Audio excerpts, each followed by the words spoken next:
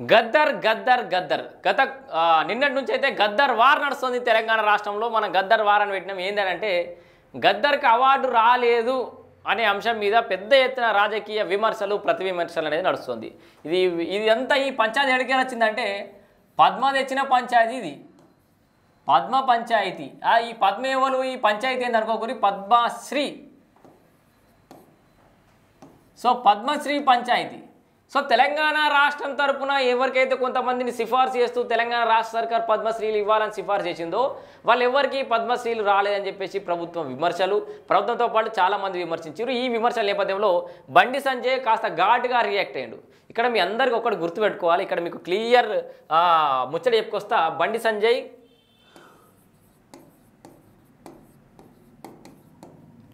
ఇక్కడ బండి గద్దర్ ఈటెల.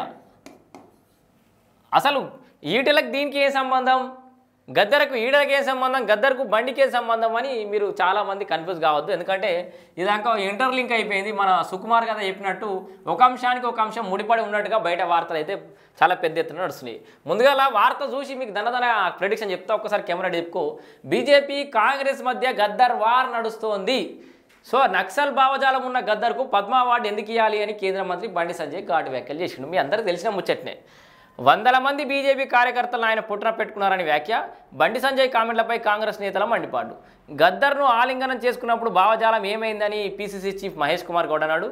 అట్లాగే బండి సంజయ్ ఏడుపు గద్దర్ పైనో ఈటలపైనో అర్థమవుతలేదని విప్ ఆది శ్రీనివాస్ అన్నాడు. అయిపోయా ఈటలకు కలిపి నేను ఆ కామెంట్లు రాష్ట్రపతిని ప్రధాని అవమానించడమే అని ఎంపీ చామల్ అంటుండు.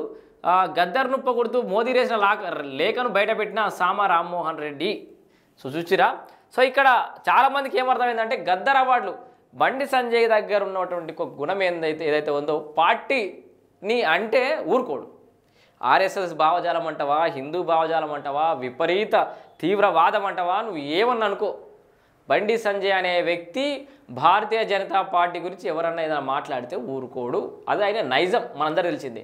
అయితే ఇక్కడ ఎప్పుడైతే పద్మశ్రీ అవార్డుల విషయంలో అనేక విమర్శలు వచ్చినాయో గద్దర్కి ఇయ్యలేదు, చాలామందికి ఇయ్యలేదు, తెలంగాణ సర్కార్ సిఫార్సు చేసిన వాళ్ళకి ఎందుకు రాలేదని విమర్శిస్తున్న నేపథ్యంలో బండి సంజయ్కి ఉండబట్టలేక మా కార్యకర్తలు చచ్చిపోతే పాటలు పాడినోడు, పోలీసులను చంపినోడు, ఇట్లా ఎంతోమందిని చంపినటువంటి ఒక గద్దర్కు అవార్డు ఎందుకు ఇవ్వాలి, మేము ఇయ్యం, అసొంటి వాళ్ళకి మేము అవార్డులే ఇయ్యమని అన్నాడు. వాస్తవానికి సరే అన్అఫీషియల్గా అవార్డుల విషయంలో కేంద్ర ప్రభుత్వం జోక్యం ఉంటుంది, అఫీషియల్గా ఉంటుంది అని చెప్పేసి బండి సంజయ్ ఆయన నోట ఆయనే కన్ఫర్మ్ చేసినట్టు అర్థమైపోయింది. ఏంది, మా బీజేపీకి అనుకూలంగా ఉన్న వాళ్ళకి, మా బీజేపీ భావజాలాన్ని మద్దతు తెలిపేట వాళ్ళకే మేము అవార్డులు ఇస్తామని చెప్పేసి కేంద్రం ఎక్కడ కూడా ఎవరు చెప్పుకోరు. కానీ బండి సంజయ్ ఇక్కడ చెప్పినట్టు అయిపోయింది. ఆ అవార్డుల గురించి సరే అది ఎవరి చేతుల అంశం కాదు, దానికి ఒక జ్యూరీ ఉంటుంది, అంటే ఆ అవార్డుల ఎంపికకు ఒక టీం ఉంటుంది, వాళ్ళే ఎంపిక చేస్తారు, విధి విధానాలు ఉంటాయి దానికి, అది మన పరిధిలో అంశం కాదు అని చెప్పేసి బండి సంజయ్ అంటే ఒడిసేపు. కానీ గద్దర్కు ఇవ్వము అనకపోగా ఎందుకు ఇవ్వము కూడా చెప్పుకుంటొచ్చిండు. నక్సలైట్ భావజాలమనో ఇంకోటనో పోలీసులు చంపిండు, కాంగ్రెస్ నేతలను చంపిండు, చాలామంది రాజకీయ నాయకులను చంపిండు, ఆయన చంపినప్పుడు అసలు రేవంత్ రెడ్డి కాంగ్రెస్ లేడు, ఇట్లా అనేక అంశాలు మాట్లాడుకుంటూ వచ్చిండు. ఇక్కడ బండి సంజయ్ తీవ్ర వ్యాఖ్యలు చేయడం ఒక ఎత్తు అయితే దీని వెనకాల అసలు గద్దర్ అనే వ్యక్తిని ఆలింగనం చేసుకున్నప్పుడు సోయలేదా, లేకపోతే గద్దర్ అనే వ్యక్తిని అల్మించుకున్నప్పుడు, లేకపోతే ఆయన బాగా బతుకున్నప్పుడు మీరు గుండెలకు హత్తుకొని ఆయన జనాల్లో బాగా పేరు ఉన్నప్పుడు మీరేమో దగ్గర చేసుకుంటారు, తర్వాత కేసీఆర్ గద్దర్ బయట కూర్చోబెట్టి లోపల రానియకపోతే అనేక వ్యాఖ్యలు చేసి నువ్వే కదా బండి సంజయ్ అని చెప్పేసి చాలామంది వ్యాఖ్యలు చేస్తుంది. మన వర్షం కాదు, ఇక్కడ చెప్తారు వాళ్ళే. గద్దర్ను ఆలింగనం చేసుకున్నప్పుడు భావజాలం ఏమైంది అని చెప్పేసేమో టీపీసీ చీఫ్ మహేష్ కుమార్ గౌడ్ అన్నాడు. సో ఒకవైపు ఇటు గద్దర్ అభిమానులు, ఇక్కడ క్లియర్ మీకు చెప్తా, బండి అభిమానులు పార్టీ నాయకులు అనుకోవచ్చు, అభిమానులు వర్సెస్ గద్దర్ అభిమానులు. సో ఈ పోరాటం అనేది నడుస్తుంది, సోషల్ మీడియాలో వార్ నడుస్తుంది, ఇటు బండి సంజయ్కి గద్దర్కి మధ్యలో పెద్ద పోరు నడుస్తుంది. దీనికి ఒక అర్థం ఉంది, ఎందుకంటే గద్దర్కి మేము ఇయ్యమని చెప్పేసి బండి సంజయ్ అన్నాడు, బండి సంజయ్ ఘాటు వ్యాఖ్యలు చేసిండు కాబట్టి ఇటు గద్దర్కు బండి సంజయ్కి మధ్యలో లొల్లి నడుస్తుంది. ఈ వారికి ఒక అర్థం ఉంది. కానీ వేరే ఈటెలను ఇప్పుడు ఈటలు ఎందుకు వచ్చిండు ఈ స్టోరీకి మధ్యలోకి వచ్చి? సో ఇగో ఇక్కడనే పెద్ద సమస్య వచ్చి పడ్డది. ఇప్పుడు ఈటల మధ్యలోకి వస్తాడు, గద్దర్ అడిపోతాడు. ఇగో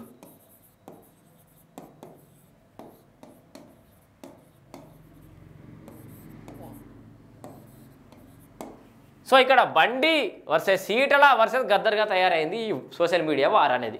మరి ఈటలకు దీనికి సంబంధం అంటే ఇక్కడ కమ్యూనిస్టు భావజాలం ఉన్నవాళ్ళు అన్న విధంగా కేవలం కమ్యూనిస్టు కాబట్టి, మాజీ నక్సలైట్ కాబట్టి, లేకపోతే ఇంకేదో కారణంతో మేము గద్దర్కి అవార్డు ఇయ్యమని చెప్పేసి బండి సంజయ్ చెప్తుండే. అసలు బండి సంజయ్ గద్దర్ను ఉద్దేశించి అన్నాడా లేదా ఈటలను ఉద్దేశించి అన్నాడో మాకు అర్థమైతే అని చెప్పేసి కాంగ్రెస్ వాళ్ళు దాంట్లో ఇట్లా అగ్గికి ఆజ్యం పోసినట్టు అయిపోయింది.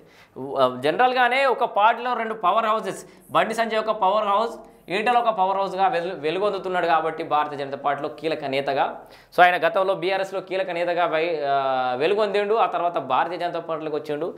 సరైన ఇంకా బాధ్యతలు రాలేదని చెప్పేసి డిస్కషన్ నడుస్తున్న నేపథ్యంలో ఈటల రాజేందర్కే రాష్ట్ర అధ్యక్ష పదవి వస్తుంది అని చెప్పేసి ఈ చర్చ నడుస్తున్న నేపథ్యంలో ఇక్కడ పెద్ద వార్లాగానైతే బయటకు ప్రొజెక్ట్ చేసే ప్రయత్నం అయితే జరుగుతుంది. ఇటు బండి సంజయ్ అండ్ ఈటల రెండు పవర్ హౌసెస్ ఉండేసరికి జనరల్గానే ఇద్దరి మధ్యలో వైరుధ్యాలు ఉన్నాయనో లేకపోతే రకరకాల కారణాలు బయట ప్రెడిక్షన్ అనేది నడుస్తూనే ఉంటుంది.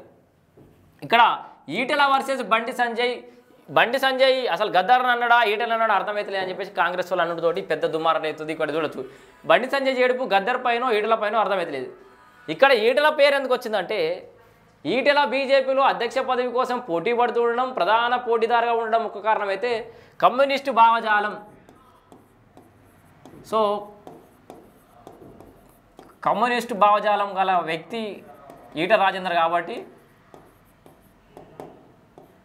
సో అయితే బండి సంజయ్ ఒక రకంగా క్లారిటీ ఇచ్చే ప్రయత్నం చేసిండు. అసలు కమ్యూనిస్టు భావజాలం వేరు, కమ్యూనిస్టుగా పనిచేయడం వేరు. సో నేను ఈటల అనలే అనే విధంగా బయటకు అంటున్నట్టుగా అయితే మనకు కొంత వినబడుతుంది. కానీ ఇక్కడ దీని ద్వారా నష్టపోయేది ఈటల రాజేందర్ మాత్రమే. సో ఇట్లాంటి వార్తలు ప్రొజెక్ట్ చేయడం వల్ల చాలామంది ఈటల రాజేందర్కి అనుకూలంగానో లేకపోతే ఇంకో రకంగానో ఇంకో ఉద్దేశంతో వీడియోలు చేస్తారు. ఎందుకంటే బండి సంజయ్ డైరెక్ట్గానే ఈటల అనడానికి వీళ్ళే సర్టిఫై చేయడం, ఈటలు అంటే వాడకనే ఈటలు అంటే నచ్చకనే ఇట్లా చేస్తుండని చెప్పేసి వార్తలు చెప్పడం అనేది దాని ద్వారా ఈటలకు మంచి కంటే కూడా చెడు జరిగే అవకాశమే ఎక్కువ ఉంది. ఎందుకంటే ఇక్కడ ఉన్న ఫలంగా అసలు అధ్యక్ష రేసులో నేను లేను అని చెప్పేసి ఆల్రెడీ బండి సంజయ్ ఎప్పుడో కన్ఫర్మ్ చేసిండు. ఉన్నాడు కూడా, కేంద్ర సహాయ మంత్రిగా ఉన్నాడు, ఆల్రెడీ అధ్యక్ష పదవి ఆల్రెడీ అనుభవించున్నాడు. సో ఆయన లేడు అనే విషయాలు సంకేతాలు క్లియర్గా వస్తున్న నేపథ్యంలో ఈ ఓవరాల్ ఎపిసోడ్లో ఉన్నది ఇంకేవాళ్ళు ఇక రఘునందన్ రావో ఇంకొక నేతలో పేరులో ఇలా రాలేదు, గద్దర్ ఎపిసోడ్లోకి ఇంకా రాలేదు కాబట్టి ఈ ఎపిసోడ్లో ఉన్నది ఈటల మాత్రమే కాబట్టి అధ్యక్ష రేసులో ఉన్న వ్యక్తి ఈటలే కాబట్టి క్లియర్గా ఈటలకి నష్టం ఏం లేదు. వీళ్ళు ఈ విషయాన్ని పెద్ద చేసి చూపించినంత వరకు బండి వర్సెస్ ఈటల నడుస్తుందని వీళ్ళు ప్రొజెక్ట్ చేయనంత వరకు ఏం కాదు. లేకపోతే ఈటలకే డ్యామేజ్ అయ్యే అవకాశం ఉంది. ఆల్రెడీ ఈటలకు అధ్యక్ష పదవి వచ్చే అవకాశాలు ఉన్నాయని కోడే కూస్తుంది రాష్ట్రం అంతా. ఆయనకు దానికి సంబంధించిన సంకేతాలు కూడా ఉన్నాయి. ఇట్లాంటి కీలకమైన సమయంలో ఈటలను ఈ అంశంలోకి లాగి బండి వర్సెస్ ఈటలు నడుతుందని మళ్ళీ ఈటలను ఢిల్లీకి పిలిచి బండిని ఢిల్లీకి పిలిచి కలిసి పనిచేయాలని, లేకపోతే వివాదాల కేంద్ర బిందువు అవుతుందేమో రాష్ట్రంలో ఇంకా మళ్ళీ కలుపుకొని పనిచేసే పరిస్థితి ఉంటుందో లేదో రకరకాల అనుమానాలు అధిష్టానం బెదర్లకు ఎక్కించే కంటే ఈటలకు ఏదన్నా మంచి జరగాలనుకుంటే ఈటలను అసలు దీంట్లోకి తీసుకురావాల్సిన అవసరం అయితే లేదని నా ఇంటెన్షన్. సో ఏది ఏమైనా భారతీయ జనతా పార్టీ బీసీ సామాజిక వర్గానికి చెందిన వ్యక్తినే అధ్యక్ష రేసులో ఉంచబోతుందని చెప్పేసి చర్చ నడుస్తున్న నేపథ్యంలో, బీసీ ముఖ్యమంత్రిని చేస్తారని చెప్పేసి నడుస్తున్న నేపథ్యంలో మరి బీజేపీ మన బండి సంజయ్ వర్సెస్ ఈటెల వర్సెస్ గద్దర్గా నడుస్తున్న ఈ ఎపిసోడ్లో మరి ఈ ఎపిసోడ్ ఎంత దూరం పోతుంది? మరి గద్దర్ అనేటటువంటి వ్యక్తి ఇక్కడ బండి సంజయ్ గారిని ఒక ప్రశ్న అడుగుతున్నా. గద్దర్ అనేటైనే ఎంతమంది ఇప్పుడు గద్దర్ని పక్క పెడదాం కోసం అవార్డులు ఇవి అంటున్నావు కదా. ఒక ప్రముఖ సింగర్ ఉన్నాడు, బీజేపీకి పాటలు పాడతాడు, బీఆర్ఎస్కు పాటలు పాడతాడు, కాంగ్రెస్కు పాటలు పాడతాడు. అది ఎప్పుడు ఒకే సమయంలో ఎన్నికలున్న సమయంలో అన్ని ఎన్నికల సమయంలో పాటలు పాడతాడు. బీఆర్ఎస్ వచ్చినప్పుడు వాళ్ళు ఏదో ఆయనకు తగిన గౌరవం ఇచ్చారు, కాంగ్రెస్ వస్తే ఆయనకి ఇంకేదో తగిన గౌరవం ఇస్తారు. రేపు పొద్దుగల మీరు బీజేపీ అధికారులకు వస్తే ఆయనకి ఏం అవార్డులు ఇయ్యారా? మరి సేమ్ అది సేమ్ టైంలో మిగతా పార్టీలకు పాటలు పాడిండు కదా. పోలీసులను చంపిండు, పోలీసుల మీద పాటలు పాడిండు, లేకపోతే పోలీసుల మీద పాటలు పాడలేదా? మీ కాంగ్రెస్ బీజేపీ కార్యకర్తలను చంపిండు, బీజేపీ కార్యకర్తల గురించి మాట్లాడరా? మీకు ఒక మంచి ఇది చూపిస్తా, మీకు ఒక మంచి అంటే పోస్ట్ ఎంత బాగుందంటే అది గద్దర్ గురించి. నిజంగానే గద్దర్ అనేట ఆయన ఇక్కడికే పరిమితం కాలే, ఒక్కరికి పరిమితం కాలే, అనేక పాటలు పాడిండు, అనేక మందితోటి. ఇగో ఇదే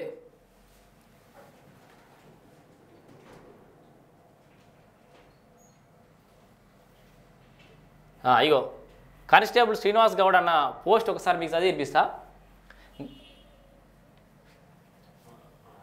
స్టోరీ ఓపెన్ అయిందా? గద్దరే ఒక అవార్డు అయ్యాక ఆయనకు అవార్డు ఇవ్వడం కూడా మన అవివేకమే. ఒకవేళ ఇవ్వాలనుకుంటే మీరు కాకపోతే మరో ప్రభుత్వంలో అవార్డు వస్తుంది. ఏంది? గద్దరే అవార్డు అయ్యాక, గద్దర్ అవార్డులే తెలంగాణ రాష్ట్ర ప్రభుత్వం ప్రవేశపెట్టింది, ఆయనకు అవార్డు రాకపోతే పోయేదేముంది అని. తెలంగాణ ఉద్యమ పోరాటంలో గద్దర్ ఒక విప్లవ వేగుచుక్క. గద్దర్ ఓ భగత్ సింగ్ అయితే నువ్వు ఒక సావర్కర్వి. తేడా తెలియక తికమకవుతున్న మావోళ్ళు. సో ఈరోజు గద్దర్ అన్న గురించి మాట్లాడిన మన తెలంగాణ బిడ్డ, అందరికీ ప్రియమైన వ్యక్తి కేంద్ర సహాయ మంత్రి శ్రీ బండి సంజయ్ సార్, మీ మాటల్ని వెనక్కి తీసుకోండి సార్ ప్లీజ్. స్వాతంత్ర పోరాటంలో ఎందరో అమరులయ్యారని, అలాగని స్వాతంత్ర పోరాటానికి నాయకత్వం వహించిన వారిని మీ వల్లే చచ్చిపోయారని అనలేం కదా. అట్లాగే తెలంగాణ ఉద్యమంలో కూడా ఎందరో అమరులయ్యారు, అలాగని ఉద్యమానికి నాయకత్వం వహించిన వారిని అనలేం కదా సార్. అంటే ఆయన చాలా మంచి ప్రశ్నలు అడిగాడు. ఏ పోరాటంలో అయినా కొందరు కార్యకర్తలు అమరులవుతారు, కారణం సెన్సిటివ్ వ్యక్తులు కాబట్టి. మందకృష్ణన్న స్థాపించిన ఆత్మగౌరవ పోరాట ఉద్యమం ఎంఆర్పిఎస్, ఆ ఉద్యమంలో కూడా ఎందరో అమరులయ్యారు, అలాగని ఆయన పోరాటాన్ని తక్కువ వేయలేం, ఆయన వల్లే చనిపోయారని అనలేం కదా సార్. అంతెందుకు సార్, మీకోసం ఒక కార్యకర్త పేరు రాసి చనిపోయాడు. ఇక్కడ ఒక చాలా మళ్ళొక విషయం అందరూ మర్చిపోయిన విషయాన్ని గుర్తు చేసిండు. అసలు బండి సంజయ్ పేరే రాసి పెట్టి చచ్చిపోయిండు, సూసైడ్ అటెంప్ట్ చేసిండు, చనిపోలే, సూసైడ్ అటెంప్ట్ చేసిండు. మీకోసం ఒక కార్యకర్త పేరు రాసి చనిపోయాడు. కొందరు అభిమానంతో సూసైడ్ అటెంప్ట్ కూడా చేశారు, చనిపోయింది ఆల్రెడీ, సూసైడ్ అటెంప్ట్ కూడా చేశారు. అలాగని మీరన్న భాషలో అనలేం కదా సార్. మీరన్న భాషలో అంటే ఎంతో మంది మరి బండి సంజయ్ పేరు చెప్పేది అనిపేరు కదా అని చెప్పి అంటున్నాడు. గద్దర్ అన్న కంటే గొప్ప పోరాట యోధుని ప్రస్తుతం ఈ దేశంలో చూపెట్టండి బండి సంజయ్ సార్. ఆయన ఎంచుకున్న పోరాటమే త్యాగాలతో కూడినటువంటిది, అందులో మరణాలు సహజం. పద్మ విభూషణ్ అవార్డు ఎందుకు ఇవ్వలేదు అని తెలంగాణ సమాజమే అడుగుతుంది. కారణం మీరు తెలంగాణ వ్యక్తి అని. కానీ మీ చర్యలు మనస్సు ఆంధ్ర గుప్పిట్లో బందీ అయ్యిందే అనిపిస్తుంది సార్. జర ఆ మాటని వెనక్కి తీసుకోండి సార్. జై భీమ్, జై తెలంగాణ, జోహార్ తెలంగాణ అమరవీరులకు జోహార్, గద్దర్ అన్న అమర్ రహే. సో కానిస్టేబుల్ శ్రీనివాస్ అన్న తెలంగాణ ఉద్యమకారుడు రాసినటువంటి ఒక పోస్టు నేను రాత్రి చూసిన, చాలా అద్భుతంగా అనిపించింది. నిజంగానే ఒక ఉద్యమంలో ఎవరు చనిపోయారని దానికి వాళ్ళనే కారణం చేయడం కరెక్ట్ కాదనేదేమో అనేది కానిస్టేబుల్ శ్రీరన్న యొక్క ఇంటెన్షన్. మొత్తంగా ఈ పద్మశ్రీ అవార్డుల పంచాయతీ అనేది ఎప్పటికి వెళ్తుంది, ఇది ఎన్ని దారులు తీసుకుంటుంది, ఎన్ని రూట్లు తీసుకుంటుంది, ఇది ఎక్కడ దాకా పోతుంది అనేది మాత్రం మనం ఎదురు చూద్దాం. Thank you.